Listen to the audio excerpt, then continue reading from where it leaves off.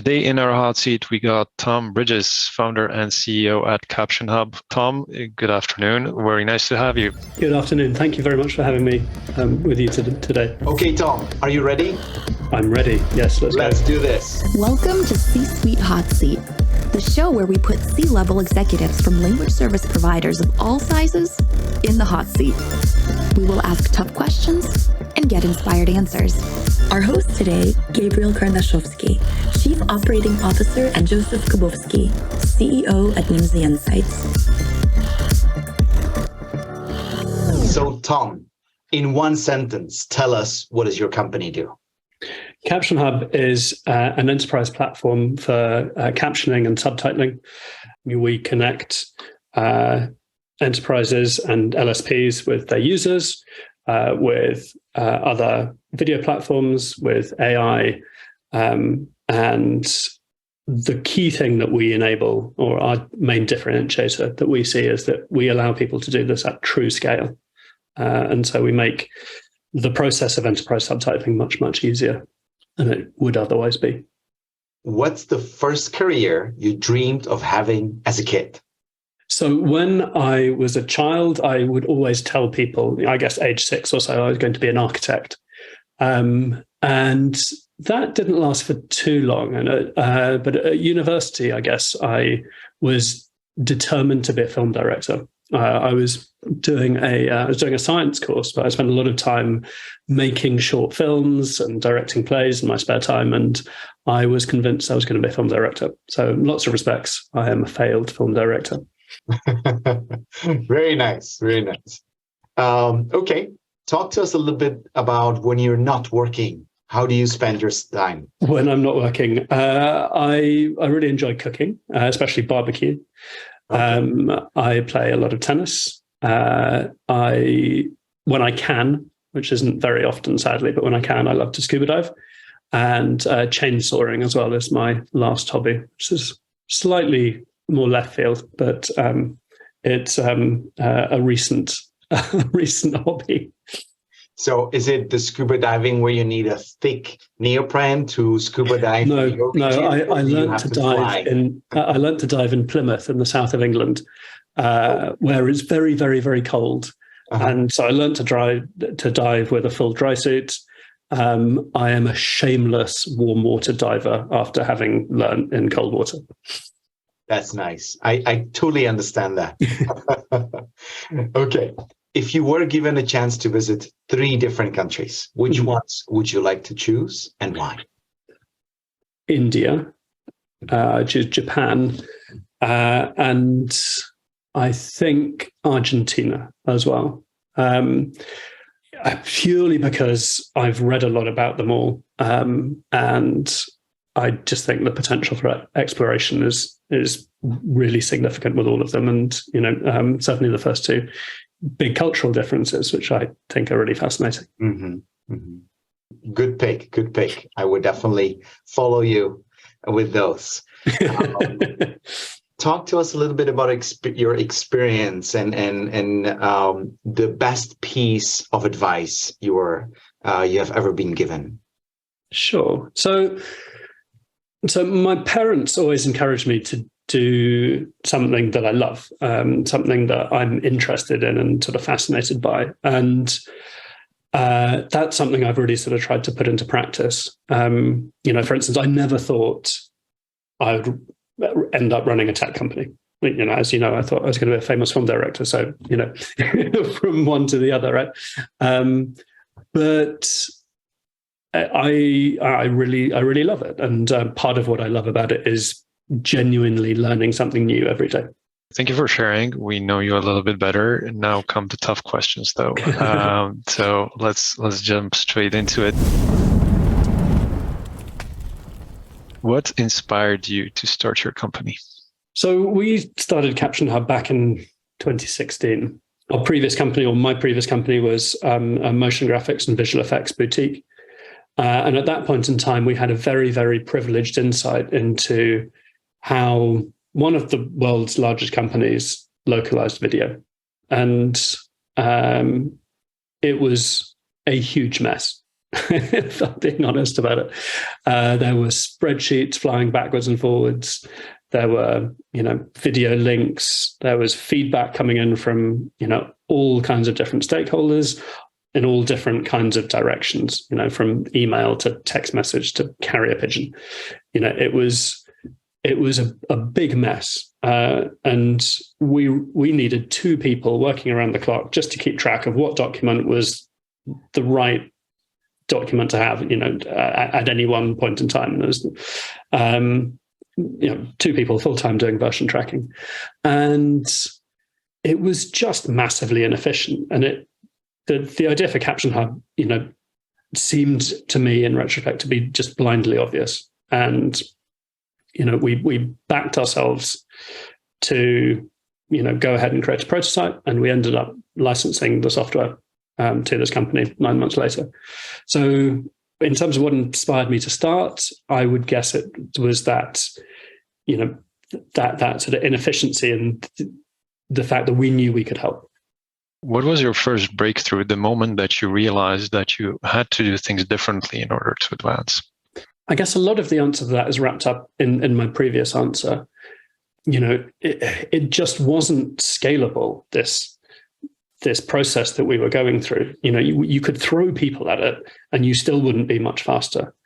And I think that's part of the power of what software can do. When deployed correctly, you can use it to unlock really huge savings and efficiencies. And I like to think that's what we do with CaptionHub. What would you describe as the biggest challenge in your day-to-day work life? As CEO of a small company, I wear lots of different hats. So wearing lots of different hats, there are lots of different problems. It's difficult for me to single out one of them. It's probably keeping all of the plates spinning all at the same time. What is your biggest success? Tell us a story. I mean, the obvious answer is CaptionHub. At the end of the day, CaptionHub is a product that helps people communicate. And it helps people communicate whether you're deaf or hard of hearing, or whether you don't speak the same language that we do. And that in of itself seems to me to be a really worthy mission. When I demo the product, I get to see the look of joy and delight in people's faces. And when our team do that, they get the same thing. And, we've also built a team that is hugely talented. And I'm, really, really proud of the team we've built. So in terms of success, lots of those different strands are, different successes in their own way. But, the company and the product that is CaptionHub is, I would argue, my biggest success. Do you have a mentor, and who do you consider a mentor, either in life or in your professional career? I don't have a formal mentor. It's something I've considered several times. I do have an old business partner of ours who is involved in the software business, who I have a chat with. We spend an hour once a month bouncing ideas off each other. And so, and he's sort of been around the block in a business sense, and has, managed to raise lots of money and, burn through lots of money as well. And, the CaptionHub model is very, very different from that. But I, really value those sessions that I can have where, I can just talk entirely frankly with someone else, someone who's got an understanding of the kind of, issues and problems you might encounter in a software business. What was the most innovative thing you've ever done? And you may have touched on this a little bit, but beyond recent successes. The most innovative thing we've done, I mean, difficult to single out a single thing. CaptionHub started off life as purely a subtitle localization workflow tool. But very early on, we were able to realize that we had software that's based in the cloud. And there are some very smart people, as we all know, doing amazing things in the cloud. And the hub part of CaptionHub is very deliberate as well. And so a lot of the innovation, with CaptionHub is using AI in the service of perfect subtitles effectively. And, so we try not to be prescriptive about it, but we give people a choice of technologies that they can use to deliver their message faster, be that with speech recognition, be that with machine translation, be that with synthetic voice, or a whole other load of different technologies. And so in some ways that's not innovation because we're standing on the shoulders of giants here. But in lots of ways it is because we're giving people access to a whole load of new technologies. We have done a lot of R&D ourselves. There's quite a lot of CaptionHub that's patent pending. I'm particularly excited about our new live subtitling module that's going to be released fairly soon. And it's kind of like magic when you see it as well. So it's something that we're really excited about launching to the general market. I'll pick on a strand of something you mentioned earlier, and that is the team you have assembled. How do you motivate your team? That's a really good question. I like to think that our team are motivated, first of all, by a really good product and the pride you get from working on a really good product. I think that the fact that we're quite a small team, and so individuals can make a very visible difference to either the product or the sales and marketing or the commercial side of things. Lastly, sort of being a fully remote organization and being a small team, there's a huge amount of trust in our company, I think, and people, I think, respond really well to that. Being, given being empowered to make their own decisions about, how their work-life balance works, and just being empowered to do their best work. Very good, thank you. Time for one last question. Mm-hmm. What advice would you give to young entrepreneurs starting out their own business in this industry? That's a really interesting question. So I'm a new arrival, or a fairly new arrival, to the language industry myself. So yeah, it's sort of difficult for me to sort of give advice, about the language industry per se. So after leaving university, my first company was in architectural visualization. Then moved into post-production, motion graphics, and visual effects, and now through a twist of fate, I've ended up in the language industry. So,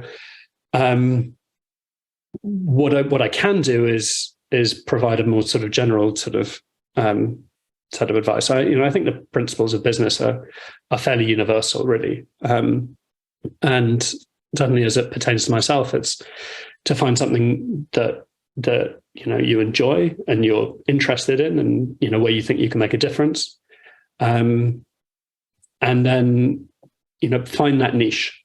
We were super lucky to have both that insight and a sort of a ready-made client, so to speak. And if you can have that, then that's the best of all possible worlds. But being able to find a niche where you can make a difference. And then obviously finding product market fit. That's the key thing. And then the rest of it's common sense, right? Nice. Tom, thank you so much for joining us in the hot seat.